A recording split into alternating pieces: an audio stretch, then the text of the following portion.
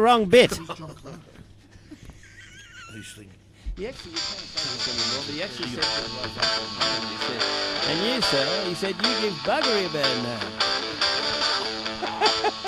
You can't say that in public, It's still in the country. even the Dame Edna about And welcome to the Gladiators of Sport 13th edition in the freezing cold Yellow Door. Oh, yes. Outside in the pouring rain, frost coming from Mr. Peake's nostrils after a latte and a large chicken roll. Over to you, Mr. Peake. Oh, thank you very much. Magnificent introduction there by Mr. Philip Mance, looking resplendent in what would appear to be like, touring car, racing car attire there today with his jacket on. Looks like he's in charge of the HSB. That's because it's bloody freeze. That's because it's freezing there. And welcome, ladies and gentlemen, to the big 13th edition of the Gladiators of Sport here at Yellow Door, the famous breakfast and brunch here in Albert Park. Yes, breakfast, brunch and lunch every day at Yellow Door. Footpath dining, in a house and courtyard, family and dog friendly. Take your pick, check chalkboard there, check it out of the chalkboard there for children to have a bit of a ride on over there on the other side of the room when you come down here. Everyone's welcome at Yellow Door. Beautiful food. As long as you're not sitting on our bench at 2 and o'clock. Of course, we might also mention, of course, Riccardo's Trattoria, home-cooked Italian cuisine from the recipes of aficionados of the fine art of Italian dining there. Open all weekend, lunch and dinner. Special Sunday lunches, $29. Big night there, and when Phil Hill's doing his music later on, we'll talk about a great night there we had on Wednesday there when Phil got his 12-string guitar out in the restaurant and entertained the patrons as they dined on this magnificent food. And, of course, who can forget the great Alan Mance Motors in Footscray, Melton and Bacchus Marsh. Great financial deals. End of financial year coming up, ladies and gentlemen. Massive. Yes, great deals. I'm there on Monday and with a family member. We're buying another car from Alan Mance Motors this Monday, and we're looking forward to that. To go down there to get looked after by the magnificent people there at Alan Mance Motors. Another Peake. Another Peake attending the premises. I've never met another Peake. Have you met another Peake? No, I haven't had the pleasure. No. Well, Philip's going to get the pleasure on Monday. And to my left here, with, of course, talking to the microphone there, was the Managing Director of Alan Mance Motors, Mr. Philip Mance, of course, doing an extraordinary job with the camera work, the production. If it wasn't for Philip Mance, I have to apologise last week for, unfortunately, Mr. Troy Zantuck has not been sacked. He's ill this week, and I have to apologise because I may have just tweaked him up a bit, and he came over like Led Zeppelin in the feedback. So probably because he had the microphone halfway down his gob, his esophagus, which didn't help. That's but right. So today I'm actually got the headphones on, listening, so I can adjust the levels to make it a bit more. Oh, young Troy, he's ill today. Yes, he's got a bad virus this time of year. You can get those, and make sure you all head your local health shops to get the necessary vitamins and minerals to stave off those nasty virus germs there. Now, to my left is none other than soccer expert. He is a scout. He's a worldwide soccer recruiting man, and is also an expert in the field of AFL football as well as international soccer, and a finance expert to boot, Mr. Peter Kokotis. How are you, Peter? Very good, Stephen. Very good. Yeah, we're looking forward to your comments today. You're going to be vociferous as usual. Yeah, well, I'll try my best. Yeah, well, you always do.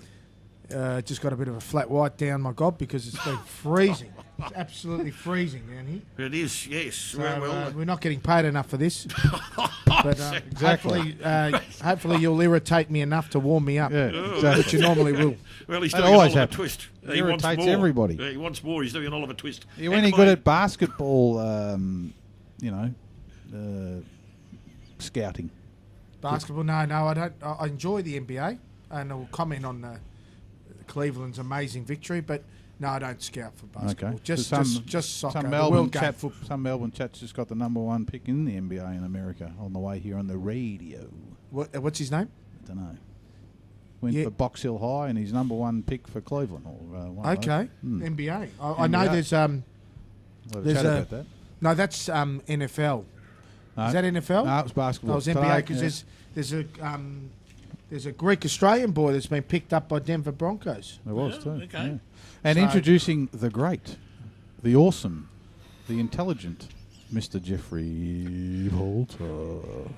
Yes, and of course, my man here, of course, you just mentioned, Philip, of course, the former editor of the Herald Sun over at I didn't. I just said he was great.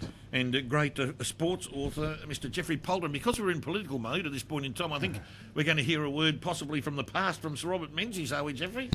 Fellow Australians, it is my melancholy duty to inform you officially that as a consequence of the persistence of Germany in her invasion of Poland, Great Britain has declared war upon her, and as a result, Australia is also at war.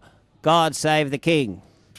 Thanks for having me, Stephen. It is so cold that, look, it's trying to rain, but it can't. It's the coldest Melbourne June day in 18 years. If you had any money, you'd be somewhere warmer. And as for your reference to Troy, is there any such thing as a good virus? I don't think there is. No, I don't think so. We know this, that your body carries positive and negative bacteria. We do know that. And that apparently you need to have a certain amount of bad or poor bacteria in your body to offset the good, which keeps your body in a form of equilibrium mindset, Peter. We know yours is full of bad. Well, look, I've got a it's full mixture. of fat, I think I anyway. keep an equilibrium. Yeah. Someone said today, well, you're carrying some surplus weight, but I just said that I don't get crook like that because I'm protected. And they said, you look to be the most well-protected man in Albert Park. On that basis, you'll never get sick, you know. No. That's what they said. You'll live to your 140. Well, hopefully. If your legs can hold you up. Now, before we get on to the hot topic, one of the interesting topics during the week, and this Jeffrey will be able to probably throw a bit more light on this than I have, but women's football's actually been around a lot longer than what we thought. Back in the 1960s, Eliza Searle wrote an excellent article on page 64 of Thursday's edition of the Herald Sun, Jeffrey, and Peter, and Philip, to do with these women who got together in the 60s. A Demons fan named Georgina Chin Kwan wanted to play football as a teenager, but there was, of course, no league or no team.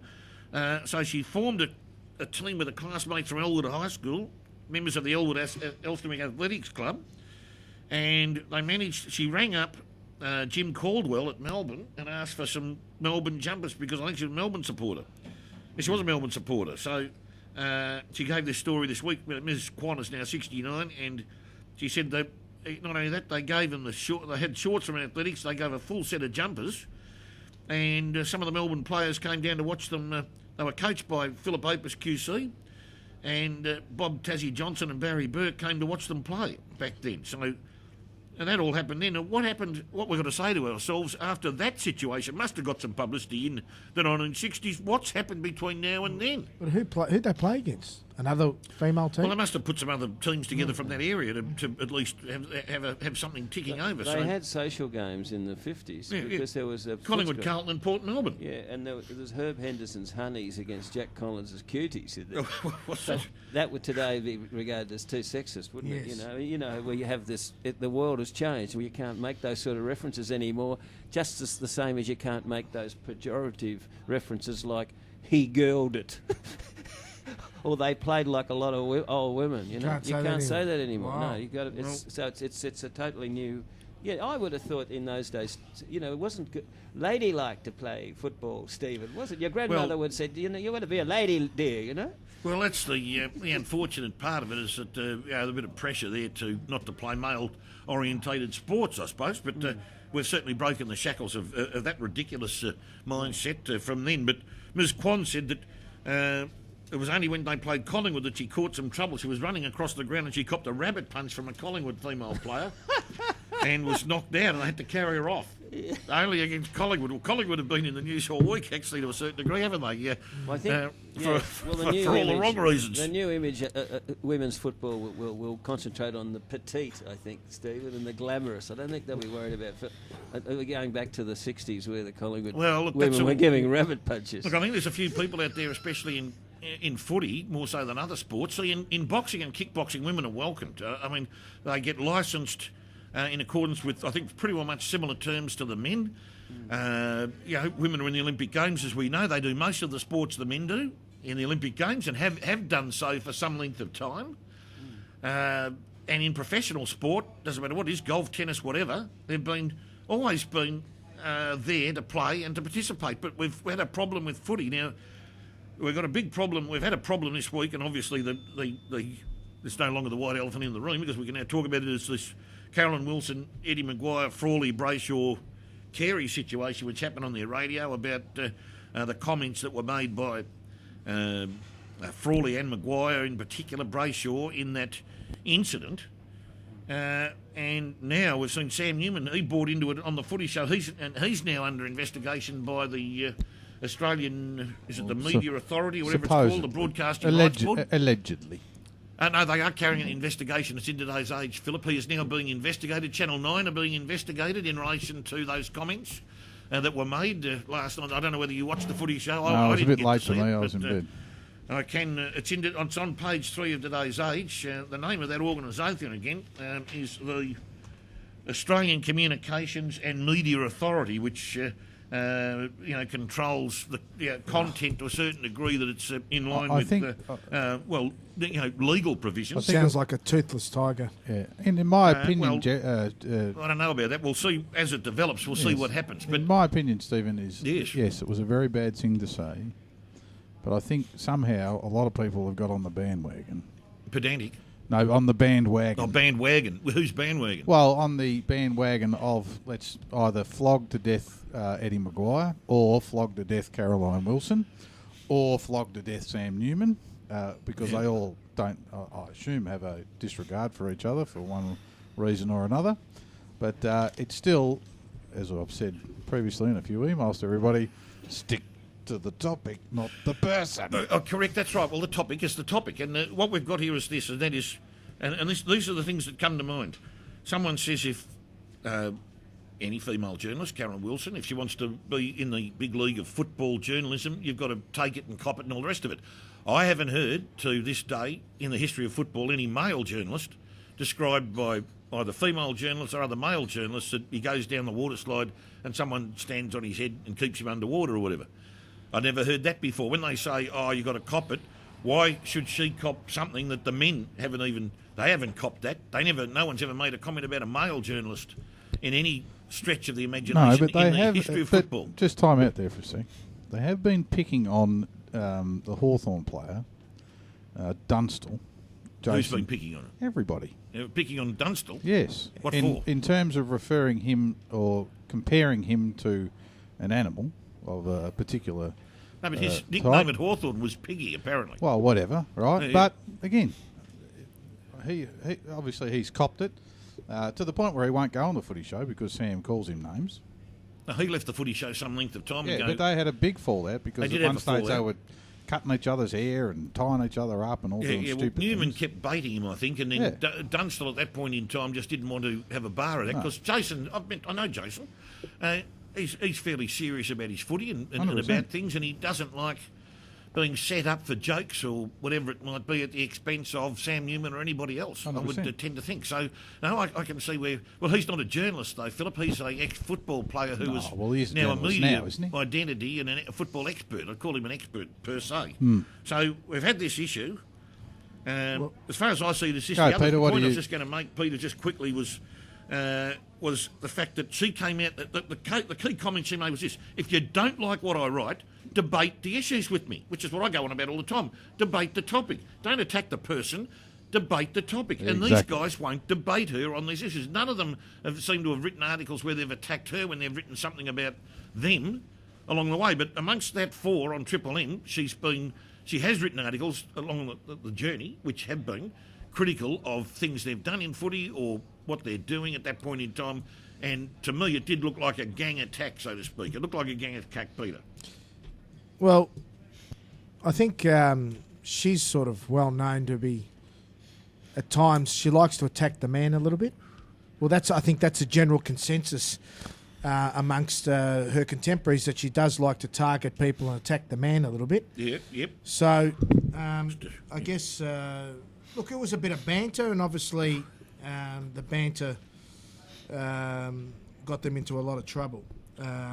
So, I mean, in today's politically correct world, and they've paid the price. Yeah, but the one major point... That's an excuse, but it's saying it's politically correct. That's like a cop-out comment to me. To me, it was Well, was hang way on. beyond the pale. Do you actually think that these guys are misogynists? Do you actually think they're women haters? And do you actually think they were actually looking to dunk Caroline Wilson underwater? No, So not it was at all. it was banter. It was, but the thing is with I jokes. mean, let's not take it literally. Let me finish. Let me finish. Sam Newman had made a valid point, and the most valid point he made in that whole dialogue that he came out in the Footy show was that about 4 or 5 days earlier, Tony Shaw and the 3AW team with her. With her. They made a comment about her going, throwing her into the water. Yep. And she just laughed. She sort of just palmed it off, and it wasn't a big deal. 5 days later, and when Maguire and the same mob followed up on that conversation, and then took it on a little bit further, it's become a tsunami. So Sam said, Caroline, you didn't get your nose out of joint on 3AW, but all of a sudden now it's become a massive issue. Yes. So Sam, that was Sam, and it was a valid point what Sam made. Well, the difference between, before you start, Jeffrey, the difference between AW and Triple M, at AW she was on the panel, Shaw was sitting next to her, and they were in, and at the end of it she said, "Hey, oh boys," they said that there was an exclamation, she wasn't overly happy with it, she said, "Oh boys," right? And put up with it to that point, and then said, "Oh boys," Shaw is very upset about what he said, and in fact they said he was nearly in tears. But she was there at the time, they were there, and they said it on the spot. The Triple M thing, they never went to her and said, "Carolyn, we're going to have a joke, hope you don't mind, you're going to be in on it because you're going to be the topic of it."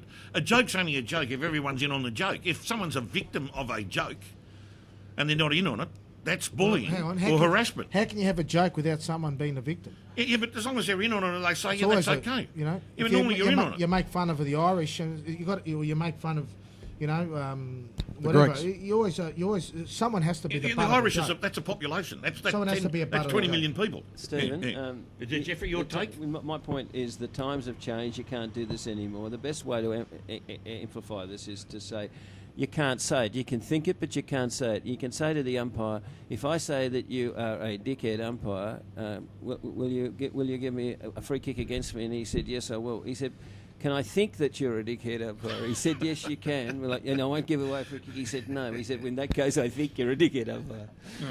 So, well, what did you think about I the umpire? didn't explain it very well. No, it was good. What did you think, Jeffrey, of the umpires now reporting players who swear at them? Do you think that's fair? Yeah, abuse. Abuse? Yeah. There have been a couple of blokes got done for abuse at the umpire. That's always been in the books, yep. Well, it's only just really started on the weekend that they've actually reported a couple of players for swearing directly at the umpire. Do you think that's fair? Oh, very fair, because back in the 60s and 70s, there'd often be players reported for abusive language and whatever. And sometimes, Jeffrey, you'd remember, they get a week or 2 weeks for it. It'd have to be back then. It'd have to be solid and consistent, and persistent. But contemptuous and foul, probably. No, but they've certainly stepped it up now. No, I think what Philip was saying, they're giving free kicks for it now.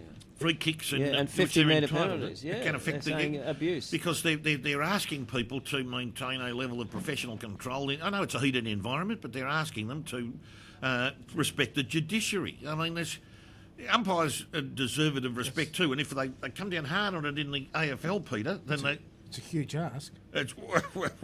Respect them. For the judiciary, Peter, and I would expect you, a law-abiding citizen like yourself, to have the same point of view on that. But never respected them. Oh, what you don't mind umpire. No. Well, they deserve. They're, when you've got these suburban. Only when St Kilda's winning. Winning? Correct. Yeah, but that means that you don't trample on the judiciary on your way through to the trophy. They're big boys. They know how to handle themselves. No, they're not when they get harassed or bullied out of the game by players who keep abusing. We've seen it happen at suburban level and in some soccer matches too over the years where referees have been nearly assaulted. Not nearly. The other issue they do get assaulted overseas. You know how the apologies improved during the week. You remember, you know how we talk about insincere apologies. Oh yes, there's apology levels. The best example of that was Bob Hope when he was in Los Angeles in the 70s, and he was the guest performer at the opening of the Los Angeles Hilton, and he got up on the second night and he said, "Ladies and gentlemen, I'd like to make an apology. The management has spoken to me." He said, "Yesterday I made a comment about my room. I said the room was so small even the mice were round-shouldered. Well, I'd like to make an apology. I'd like to say quite categorically that the mice in my room are not round-shouldered. So that's what you call a measured apology. Yes, that is a measured apology. That is. That's beautifully done. So, look, if they've cracked down on that, well and good. Everyone's got to get on the page with it. Normally when the umpires, if there's going to be a crackdown on some rules that they're not going to put up with this anymore or that anymore and there's going to be punishment, they send an edict round to the clubs, Jeffrey, from what I understand, and Peter and Philip. They send it round to the clubs and say, we're going to start to hone in on a bit of this because there's been too much of this and now we're going to come up with some more punishment. So I think you get warned, clubs get warned, and if the players don't take that on board or forget about it, well, then that's going to hit them in the pocket. Fortunately, they're not being swearing. Look, you wouldn't think probably weeks, but once it starts to hit the hip pocket, $1,000, $1,500, $2,000, well, I suppose that's probably a good thing. You're talking about penalties. You got another comment to make about that, No, please? I'm just thinking where footy's going to be in about 30 years.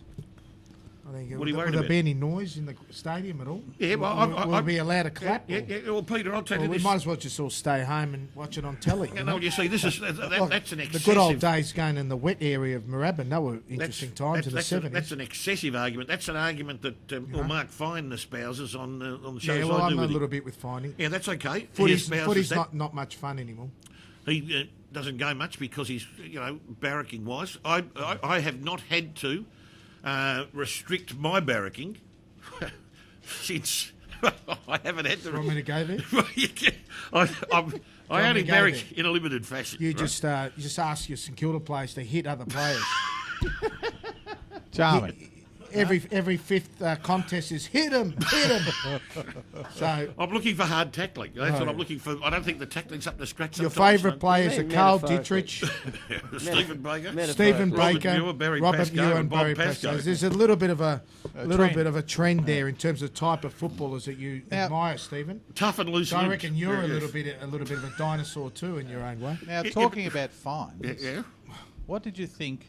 Did you think North Melbourne's fine of 50,000 and the coach's fine of 30,000 I was tipped the 50. excessive or was reasonable? Reasonable. I tipped 50 for Scott, actually, and he got away with 30, and the club got hit with the 50. That's a lot of money. It's a lot of money, but they made a shocking mistake. It was bordering on... Sorry, he Look, made a shocking mistake. The club didn't. well, the club... You've got to remember the administrator, and I don't want to name... I think it was the footy director, but I'm not sure what was said, but wrongful information was transferred through to the coach before he went to the press conference. The coach should have known better than to get to the press conference without double and triple checking a comment like that, which went to the integrity of the umpiring department, the integrity of the judiciary, which is insurmountable or should be. And you'd need to have some rock solid evidence. I mean, by golly, he could have been suspended. He could have been suspended. But that wouldn't have been a penalty, would it?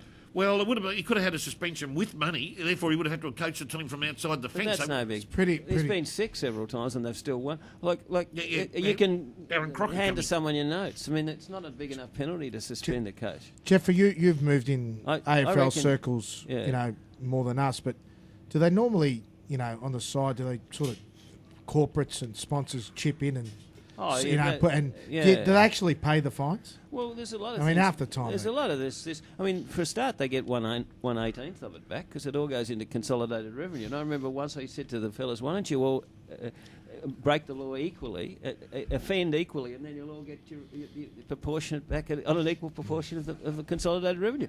Now, I think it's probably a payback for them not going to the Gold Coast. I reckon a lot of that stuff. Oh, I well, that reckon, was 7, 8 Spoken years like a ago. true What about- Kangas man. 10 years ago. 07.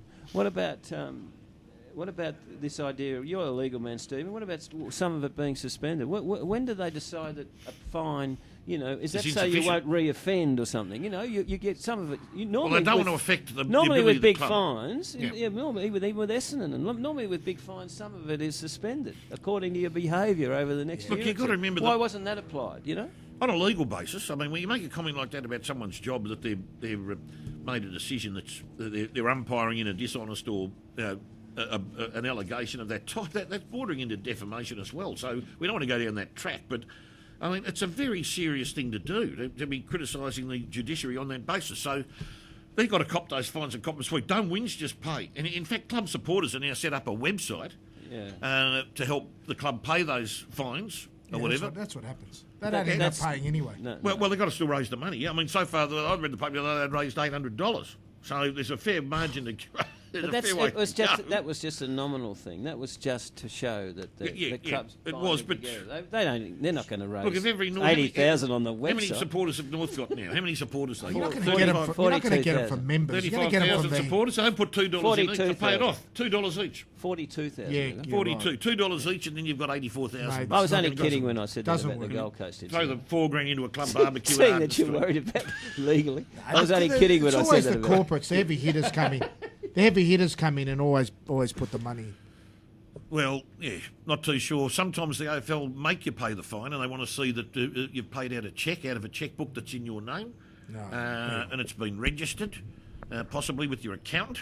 You can. When you just get all the money from everybody else, that's pretty good. Ken Wood can look through your books. He can look through your books. There's a big function on next Friday night at the MCG when I'm on the Hall of Fame committee, and where they're inducting new members of the Hall of Fame and a new legend. Yeah. And it's also the '96 Premiership team reunion that night, 20-year reunion. So there'll be 2,000 people there. And I guarantee you they'll raise some money next Friday. That'll cost. I reckon that'll be $300 a ticket. Oh well, they've already sold the tickets, but I'm saying there'll be a function, there'll be an auction or something there. There'll be is it a secret? The legend? Is it? No. Who's being inducted? That's a secret. Oh, that's a secret. Yeah. But the night has been advertised for weeks. How many legends have you got at the moment? About 4 or 5. There's Alan Aylett, John Dugdale, Keith Gregg, David Dench. There's one more. Keith Gregg's one of my favourites. Les Foot.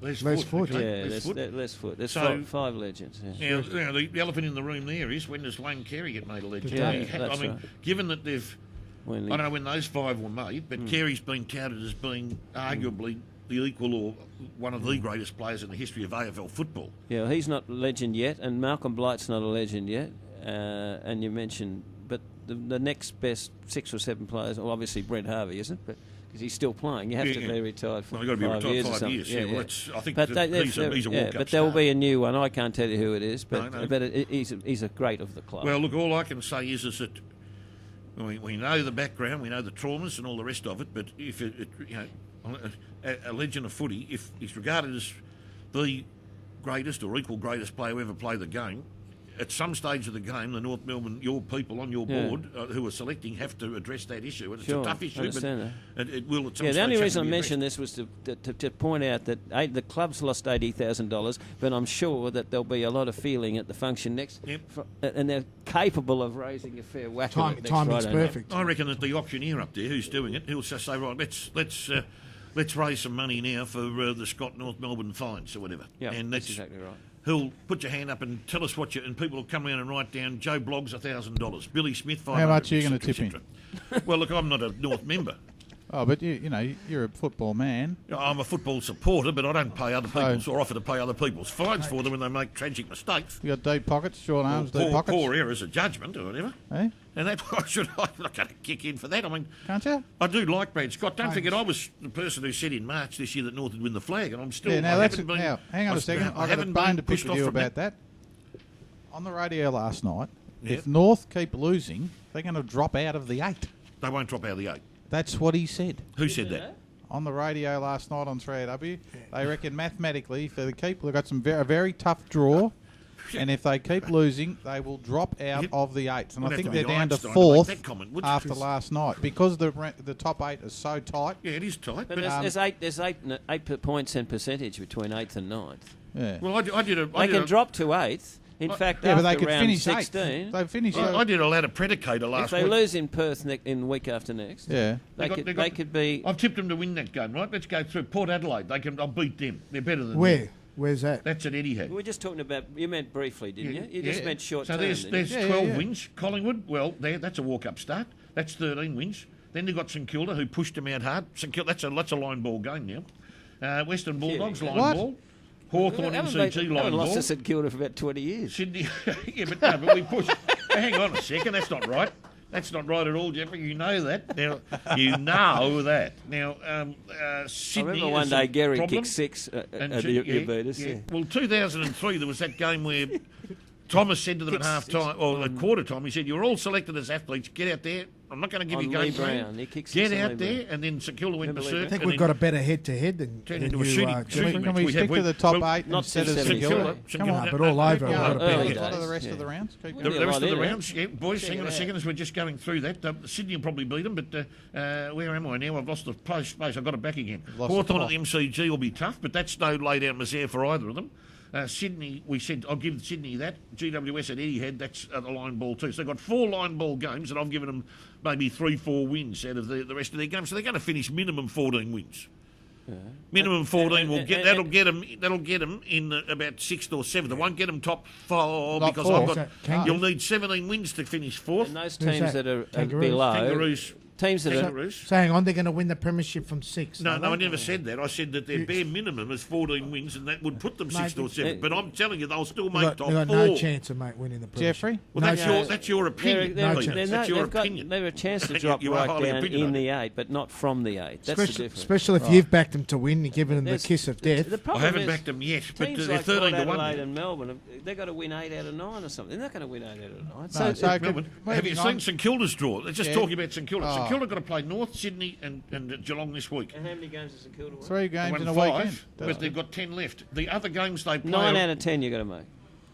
If we can win 7 out of 10 left or whatever, and be 7 and 5 as 12 wins, 10 losses, and I've worked out on the predicator that'll put St Kilda 8th on the ladder if they do that. Well, if they do that. They've got North's a the most snowflake's vulnerable chance in team. hell. And They're you've 26 to 1 to make 7 the out 8. of 10, honestly. But they're not a snowflake chance in hell because they've got Geelong. Okay, give Geelong that. Then they've got Gold Coast, right? Well, That's a line ball. debatable. Then they've got Essendon. Then they've Gone. got Melbourne. Okay, then they've got Melbourne. Western Gone. Bulldogs. North Gone. Melbourne. Gone. Carlton. Gone. Sydney. Gone. Richmond. Gone. Brisbane Lions. Brisbane Lions. Okay, I'll give you that one. Oh, you give me that. All right, Richmond. Gone. Oh, you tipping Richmond against St Kilda? Yeah. How could Where you? at? Where's it at? No, they're mundane. Where's it at? They're Blandman, Richmond. MCG Bland. MCG Blandman. I've already given them a had. new name, Blandman, Peter. MCG or Etihad? It's at the G, I think. The G. Gone. Yeah, love the G. Gone. We run and spread there. No way. St Kilda flogged Collingwood there No. earlier on in the year. So far, I think you've Sydney will won beat 2 us. out of I'm 10. giving us Sydney. The other North. thing We'll about beat the this- Bulldogs. No, you won't. And we'll beat Melbourne. And we'll beat Essendon. You won't beat Melbourne. Yeah. Our minimum's 9 wins. You're and our on drugs. maximum is 12 We, have, wins. we, have, The we other haven't lost thing- to the Melbourne other for thing 10 about years. this- Yeah, but And it's at Melbourne- Etihad again. I don't care. Sorry, Jeffrey. The other thing about this is historically, very rarely does a team. Like Richmond did a few years ago, right? About 3 years ago. Very rarely does a team win like 9 out of 11 or something to make a late dash and make the 8. You'll find it happens about 1 in 20. And Jeffrey, You have if, a look, if every they year, do, very rarely. You It have a rarely look. Tell me happens, you're another. right. rarely It happens. really And happens. Jeffrey, if they do, they get to the first final. You know what happens? They get absolutely pumped Because because they've they're had it by absolutely then. knackered. Because Well, I've they've had it, actually yeah. worked it out. They'll be playing Hawthorn in an elimination final on the MCG. Well, fair dinkum. If that happens, I'm going Stephen's to ban already- my bum in Barclay Street. Okay, and you can shoot paper darts at me. Oh, now our show is becoming offensive to people. He's 3 in the morning. Now he's taking his clothes off. So, now, gentlemen, the mid-season draft has been raised again, and Gillon McLaughlin, he's noticed it's been raised and said, well, that's something we need to think about. But people who, and this is where he made a massive blue about history, he said, but the people who are traditionalists in football may not like that. Fair income, Jeffrey, you and I, we go back away.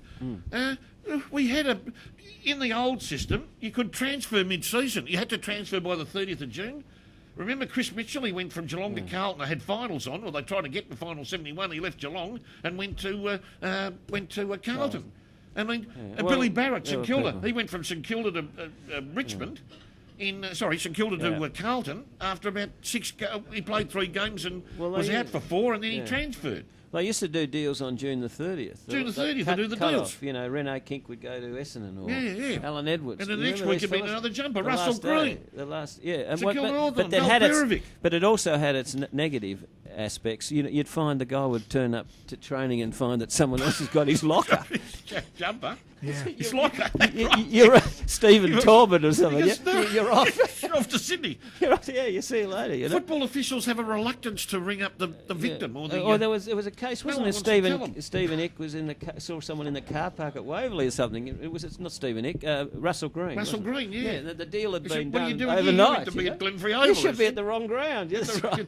But I said, I've got my gear, I'm training, what's going on? He said, you've been cleared to Hawthorn. Yeah, so it's got that sort of ramifications as well, hasn't it? You haven't got a problem with with the mid-season draft, Pete? Have you? not at all? really. The only No, I mean, negatives, what's- I've got what's small traditional? negatives like things like, like I was guest speaker at Noble Park Footy Club last Saturday, and then terrific place, a real sort of social, lower, working class, really terrific people. And, Love them. A lot of those people put money in to win a premiership. Now, what would be halfway through the year, those fellas would suddenly have to give up a player to go to Carlton or something? I mean, halfway. I reckon what you've got in February, March is what you should sustain. Well, the only yourself. problem is the salary cap in your contract and how that gets. The club would have to take over the. See, that the club taking you over, they've got to fit the rest of that year's pay, and who pays the base money? The club you're leaving from or the club you're going to? You might have a $500,000 base or a $200,000 base. This is normal in the world game. This stuff. I mean, AFL's just they're I'm behind the anything. times. So I with know. all I don't want to sound condescending, but AFL, I agree with you there. I mean, Yeah, American sports, world game, mid season windows. That's normal. I mean, I don't know what. This is not a topic. This will happen. I mean, They'll they'll take someone from Old Zavs or something. Oh, no, mate, it happens in soccer all the time. Well, are you happy in my club, the level we played, you actually have soccer played in winter and the A-League played in summer. So 2/3 or 3/4 into the year where you can't even replace a player, we'd be losing players to A-League teams. But if so it's it's just even a worse. junior We don't version. even have a window to replenish that player. If it's so just, it's that bad. But if you're just drawing it from a junior version of your club or area or something, that's a bit different than when you just pluck some guy out of another competition. And they've got they have a serious competition. I mean, that's what's almost destroyed the VFA. The VFA. Teams now decide not to. North took 3. It didn't affect them. They've taken the whole 3 emergencies to Adelaide last night. But I know that. But as it turns out, we're at Avalon tomorrow. But if it's on the same day, those 3 guys are suddenly not playing for Werribee. The whole competition's been compromised. Of course it has. Now, with having teams that are aligned to AFL teams. So I know. mean, that's another story. Of course it is. That's another story. But I reckon every competition's got to be respected. I know what you say. Agree with you. The big picture. I know what you're saying, Peter. The big picture overall rules everything. But however, you've got to understand there's little competitions going on all around Victoria. And if you're suddenly starting plucking players out of their, 6 weeks, 8 weeks before the grand final. I've experienced it in my destroying. code. Yeah. I've experienced it. They raise a lot of money. It's terrible. They have to. You know how much money they need to raise to one of those suburban football clubs. It's even if they only pay the blokes a couple of $100. We lost. All the other facts like hiring the ground and fees and curators and. I've experienced it with South Melbourne. massive. We lost Brennan to Newcastle Jets last year, and it cost us a premiership. Yeah, and that one player we couldn't replace. I mean, there might be other factors, as Stephen points out, that override that. The benefits. Well, You're saying there are other benefits. I think you've got to limit it to players who are currently on an AFL list who can't get a game. I don't think you just can't start plucking kids out of VFL colleges and all the rest of it, because those people are subject to the draft at the end of the year. You've got to give everyone a fair crack at them. I would tend to think, because not all clubs are going to want to do a mid-season draft. When we did have a mid-season draft, that's the other thing we didn't mention before, under the competition when it came in, we had a June draft for about 4, 5, 6, 7, 8 years, and then it got down to only 3 or 4 picks, and the AFL said, no one's really interested, and we'll get rid of it. Why get rid of something that's a benefit to clubs that's there if you need it, rather than the fact that because it's not being overworked, they get rid of it? That kind of mindset, to me, I find diabolical. But I bring it back in mid-season and select from lists, and that includes, I don't know whether you can put rookies in that, but just from the pure AFL list that's available to play out of the 44, if you get a ruckman, like say a Will Minson who can't get a regular game now, he might think, let's say, when you're looking at West Coast, for instance, who are down on ruckman now, with Sinclair gone and Lysette got dropped and Nat Nui's got an injury, right? They've got to pluck a substitute ruckman. They might want to draft Will Minson and get him in the side. That could be the difference between finishing 5th or 4th for them. So that's what I'd go for, gentlemen. I don't know what you think about that, but that's where it's at. Olympic security's become a big issue this week, Peter, because we've seen some of our Olympians making comment already. There was a Paralympian was attacked in Rio recently and had money stolen or whatever and threatened, gun pointed at the head or whatever, in the streets of Rio. Yeah. Paddy Mills has said he's got his own security.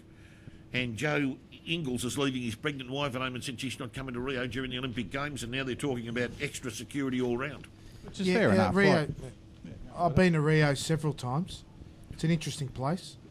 Obviously, it's a country with a disproportionate, level of wealth, where you got so much wealth to such few people, and the rest are very poor. And the favelas are very, very shanty towns. They're extremely, they're eye openers, and I've been there, and it's very humbling to go see poor people and the way they live. So, did you feel threatened when you were there at all, walking through some of these areas? No, I went with a special type of person, so I didn't feel threatened. He's got a black... Yeah, you don't go there on your own. Well, you don't go there on your own. He's got connections. Trust me, you don't go on your own. Peter's got a black belt. But what normally happens in major tournaments is there's so much, the world's watching, so much political pressure on them. They're so well organised. They've got police, and you'll actually find that the safest time to go to these type of places through major tournaments and the army. Everyone was talking about South Africa World Cup. Nothing happened. I mean, you usually go to a controlled area, good hotels, and so I think it'll be. I don't think there'll be many issues. Me personally. You're probably more. You got a better chance of copping something through normal times in the year. Yeah, because they're on show. The world's watching, so they're gonna. Anyone that's that engages in anything like that and believe me, you and me, those favelas and that, they're very well run. They're run by organised crime, and they are run unbelievably well. Yeah. So they don't like tourists being hassled, because it creates heat. And they don't want that, because they want to run their businesses. So that's what. All right. Well, do you think it's time for a song? It is time for a song. Just quickly, you wanted to mention the Cleveland Cavaliers victory, didn't you, in the basketball at LeBron James, etc.? Oh yeah, I just think it was amazing, great. The Cleveland won; they've never won before. Great so comeback. that was fantastic. Great comeback, wasn't it? And it's I think historically the greatest. No clubs ever won from 3-1 down. And to come and win. So it was the first championship and the first team to ever come from 3-1 down.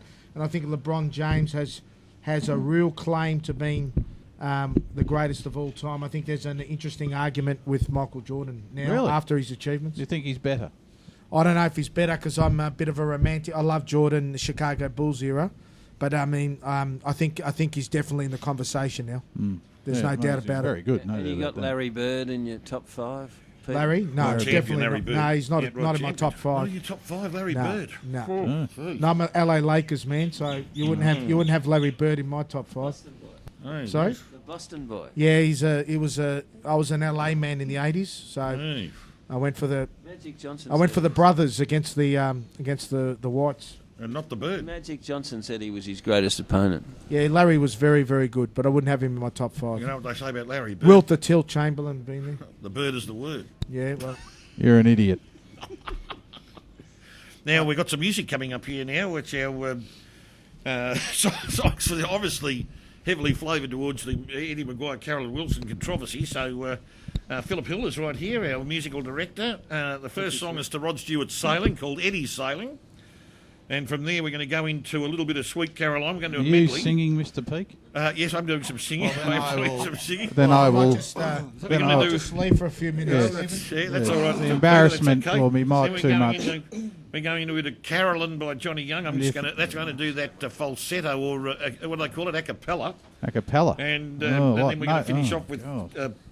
Phil's going to finish off with Carolina in My Mind, James Taylor. Phil's going to nick himself with the Philip, guitar I'm going strings. I'm not going to pause much when I'm going from paragraph to paragraph. I'm going Do you actually practice any of this? Start me off, and then I'll get into it, and you'll stick with me. Do you actually practice any of this? Do I practice any of it? Yeah, we had a big, you might say, an organisational night at Ricardo's Trattoria on Wednesday. Thanks for the invitation. Sorry, Philip. We just did. Did you get a? Did you, Peter, I owed Peter a dinner. Really? And what do you owe me? I do owe you too. I owe Peter a dinner. You actually paid? Peter, he actually paid? No, he didn't pay, so he didn't owe you anything. A slink. I know nothing. It was for services rendered, right? But so you'll be at the next one, no doubt. We should have, but Philip was there by accident. And Phil was there too. Phil's here. Here we go. Yeah, apologies, Jeffrey, was Jeffrey there? Phil, if you could nod to me when you want me to start the first line, thank you. Hang on just one moment. Just tune up. I'll just turn you down a bit, Mr. Peak.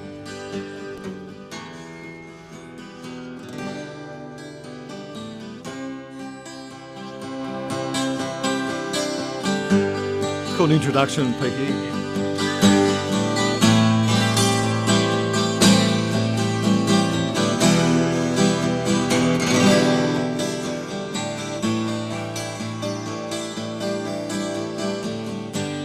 Here we go. Eddie sailing, Eddie sailing, Eddie sailing, Eddie sailing in cold water at the deep. Now he's flailing in the water, away from Cairo into controversy. Eddie's flying, Eddie's flying like a magpie whose wings were clipped. Danny Duck and Jimmy, they were so silly. Into the murky waters they did slip. Caro says, can you hear me? Can you hear me? I write the facts, boys, every day. If you don't like it, then try and fight it in the newspapers, or you will pay. Oh Lord, can you hear me? Can you hear me? Lord, can you hear me?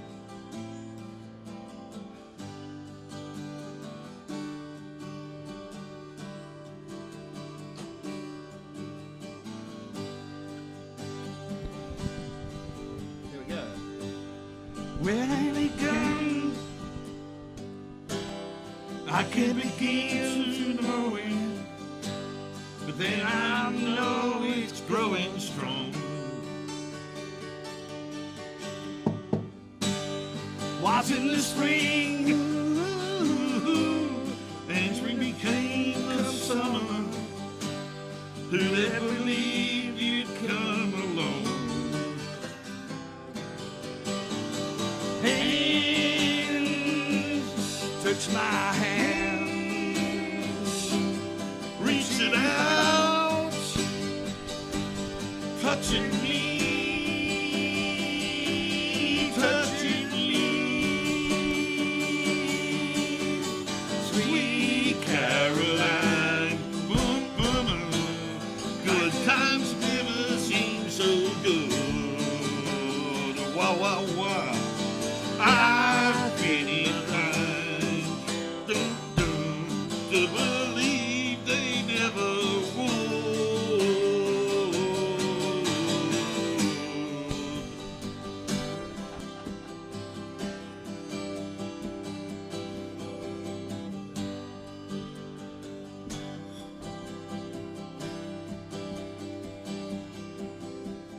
cause in my mind I'm gone, Carolina. Can't you see the moon blow? Can't you see the moonshine? Ain't you just like a friend of mine to hit me from behind? Cause he's gone to Carolina. In my mind, my mind. And he's gone to Carolina in my mind. Yes, he's gone, he's gone. See, now sings about me, cause he's gone, I'm gone. Yes, he's gone, Carolina.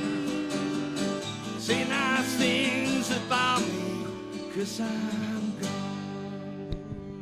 Oh my God!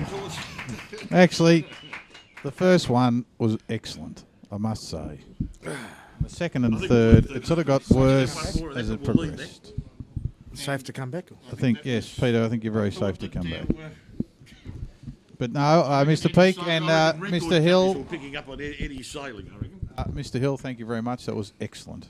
Well done. Thank you. Mr. Hill. Mr. Philip Hill, ladies and gentlemen, our musical director, put together a magnificent array of songs involving Caroline there, and we're very appreciative of that and enjoyed every bit of it. Now, the weekend's games coming up, gentlemen. How many have we got left this weekend, Mr. We've got 5 games left there, Philip, at this point in time, with a big game tonight. Now, apparently there's whisper there's going to be some massive rain later on tonight, I think. Well, it was a bit of a dirty old dog night last night too, wasn't it?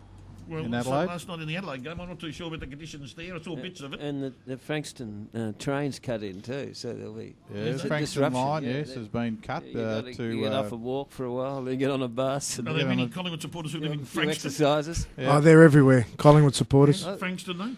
Yep, they are. They're everywhere. Anywhere from the city to Frankston. Trust me, there's not a suburb in Melbourne there's not Collingwood supporters. Unfortunately. I reckon 10%, 10 to 15% won't go tonight. Due to the Frankston line? Not just the Frankston line. Well, the other thing is this. This is a line. 2 average teams. I'm not sure what the betting is, but it's so cold, isn't it? It's colder than a stepmother's breath, Steve. Well, luckily Stephen hasn't had that honour.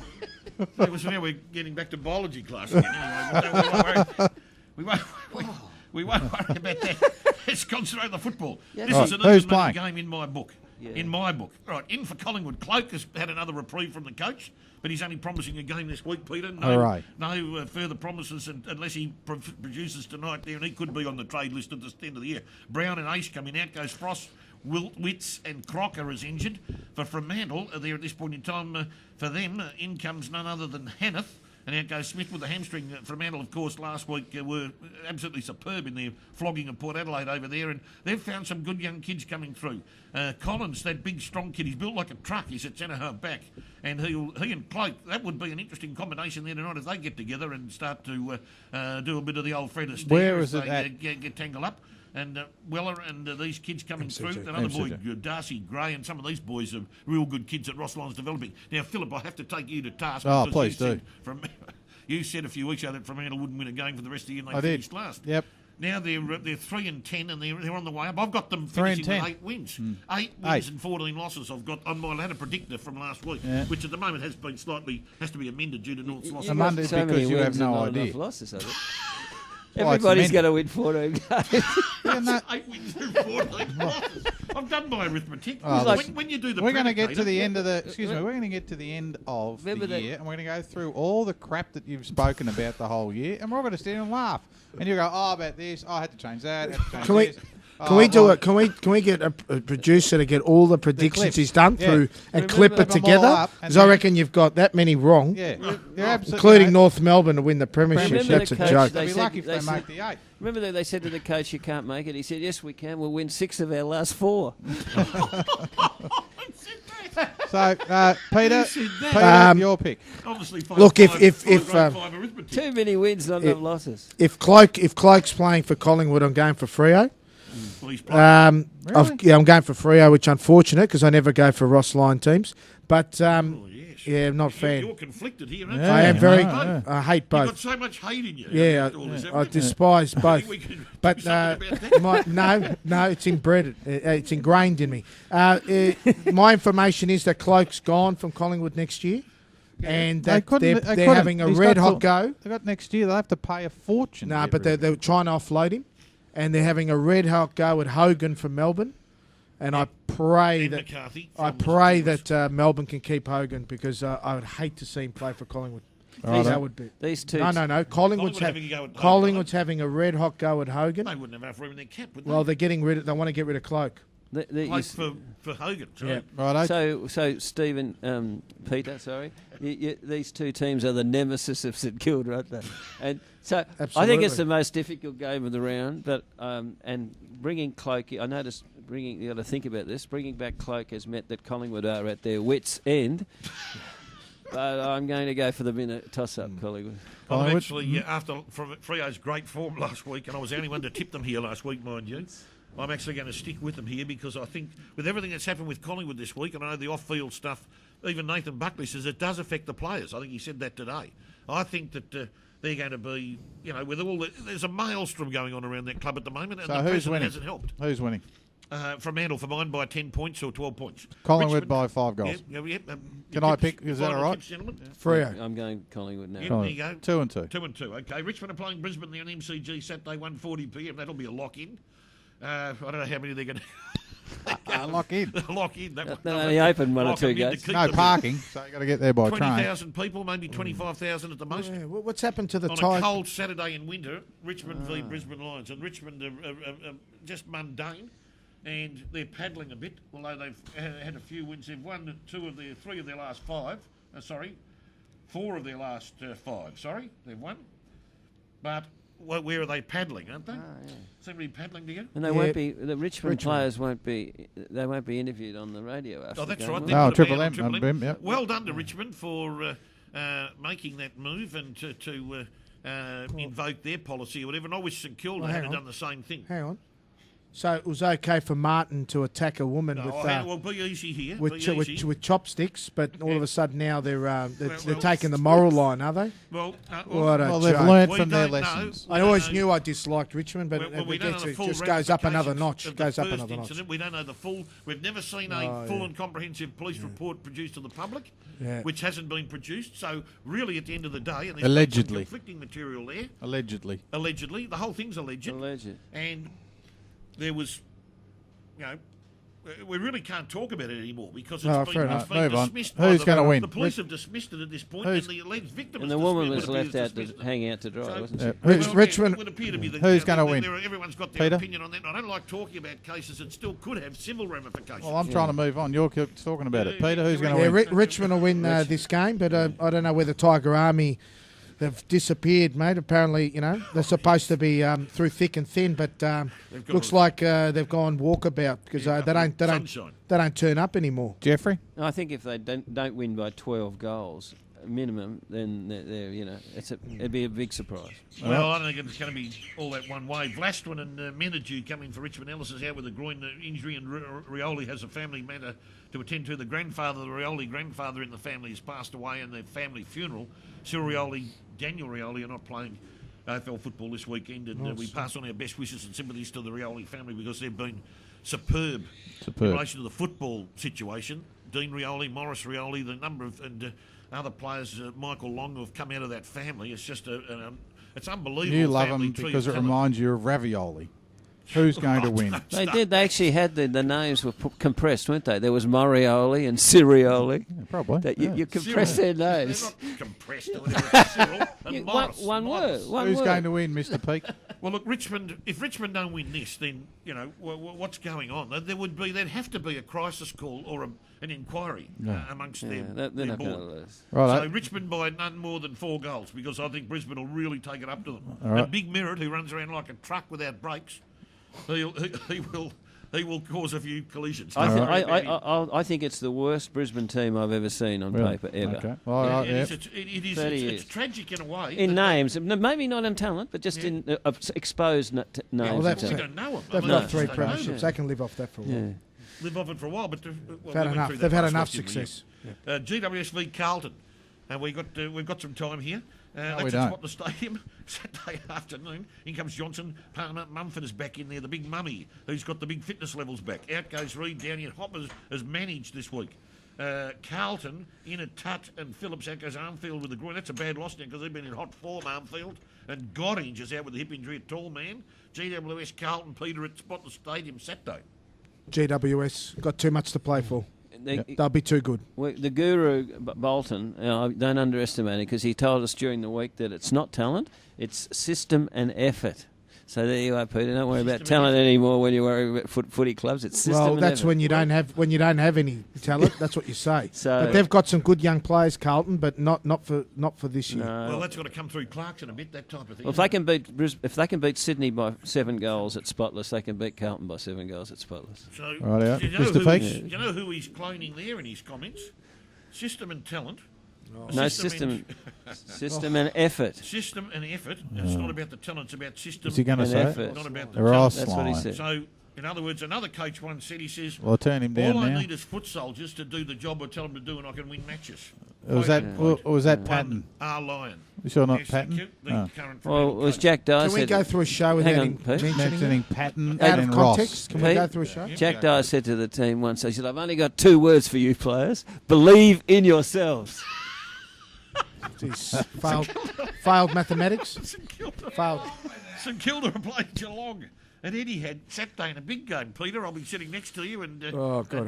and young Billy and Eva and whatever there on the wing on the level 2. I'm going to look forward to it. And, you know, I'll barrack vociferously. Peter, I feel sorry In for you. comes none other than Revolt and McCartan for St Kilda to strengthen up both the forward line and the midfield. Out goes Lee with a knee, and Lewis Pearce very, very unlucky to get dropped after his first game, and I've got a massive amount of time for Lewis Pearce.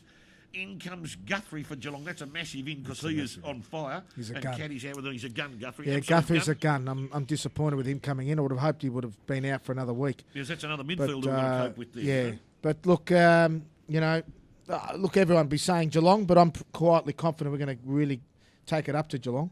It's going to be a really interesting game. So This is a, my heart says St Kilda. My obviously brain says Geelong. Is this the 19? Is this the 2009 grand final rematch? Is it? We've had Boys? Don't mention the war, Jeffrey. Don't mention the war. Well, the amount of pain that we suffer from 2009 and 10 after having 2 great teams. Still having It's therapy. painful. I'll never get over those No, losses. I'll never get They over it. actually hurt me more than 1997. Actually. Yeah, They absolutely. hurt me more. I will say one thing, a disappointing thing on the St Kilda side, the 4 Jacks, you know, Billings, Sinclair and Loney in the 2s. It's disappointing because those boys have gone backward. So they're very talented players. But Billings should be playing in a game like this. But anyway. Yeah, Well, well, St they Kilda- need time. You've got to remember, young players need time to develop, and these guys might need another couple of years to develop. We have to be patient. It's like, you know, to hear Bart Cummings or other racehorse trainers, Bart's passed on now, you know, racing 1.5-year-olds around, they race them when they're 3 or 4. And they develop them along the way. You've got to develop kids. So We've got a coach over here from Uruguay sitting here, Enrico Santos. who's our Enrique specialist today. Santos. And Enrico Santos from Uruguay, and he knows all about. He develops young players along, and you've got to be patient, Enrico. He's nodding yes. It just goes to show an expert like Enrico. I'm just an analyst. So but he's nodding. you're comparing footballers with racehorses, eh? Yeah, same thing. St Same Kilda, thing. St Kilda were very good last game, weren't they? That was their best performance for a long time. But they're just a bit unlucky that they've got Geelong, who are red hot at the moment. Yeah, they're hitting Geelong red hot, but Geelong Geelong have just had a hard game last week. St Kilda have had a week off. You've got to build an equation. Those odds don't reflect that we've had a week's rest. So I'm actually tipping St Kilda to upset this game by 7 points. St Kilda by 7 points at the $5.25 mark. Hawthorn, the last game to discuss, Hawthorn v Gold Coast at the Aurora. Imagine what it'd be like down there at the moment. The Arctic conditions. They'd have to be. Have a look what it's like here. You get a husky to the game, You not a cat. or a sled. You'd have to get a sled to the game on a husky, a team of huskies, Jeffrey. That's right. You could have a husky taxi service. I think so. It would be so cold. It'd be. Well, I've got a Tasmania here, Phil Hill. Yeah. They got huskies down there in this weather conditions, Phil. We've been flooded out. Flooded out. In ice. In ice. And snow's falling. And snow's falling. Well, they'll have to put their skates on at Come on. the stadium. Hawthorn. In for Hawthorn. Hodge, Whitecross, Langford and Brand. Out goes Riolo with the family matters I mentioned earlier. And for none other than Gold Coast, Grant Hallahan, Dirty Harry Hallahan, Shaw, Cameron, Sard and Hall. And out goes Lemons with a hamstring, Peter Lemons. Lonigan's ill and Colin Jasney's got concussion. So Hawthorn, Gold Coast. How much is Hawthorn going to win by, Pete? Hawthorn will win by plenty, and Hodge is back. Look out. Hawks are primed for break history and win 4 in a row. So good luck. They've won 19, their last 19 at Launceston. And I remember my theory about the 2 planes, Peter. 2 planes, you never win when you have to catch 2 planes. Yeah, really? Okay. Yep, I would say. Pete, how much is Hawthorn going to win by? Yep, I would expect that Hawthorn. This game will be a very low-scoring affair in shocking conditions. Yeah, we'll do that in a second. Hawthorn 10 goals to West Coast 4 goals to win by 6 goals. So that's what it'll be like. Gold Coast will hardly score. With a tough Hawthorn backline and blizzard conditions, that's what it'll be like. You've got something to mention about Well, the mate, Euro there's soccer? 2 major tournaments going on at the moment. Everyone's forgotten, the World Game. Got the Euros and the South American final between Argentina and Chile. So some massive football over the weekend. And Enrique Santos is a master of football. and he'll be following that. Do you think Messi will win? Argentina? Vamos Argentina. Yeah, well, there you go. Peter Kokotis there.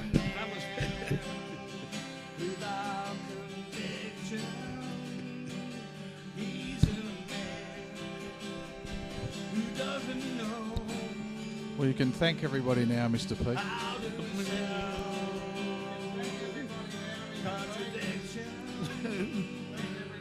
Presidents come and go. Mr. Peake would like to thank Yellow Door, SEN 1116, Ricardo, Alan Mance Motors, Phil Hill, Jeffrey Polter, and Peter Kokotis.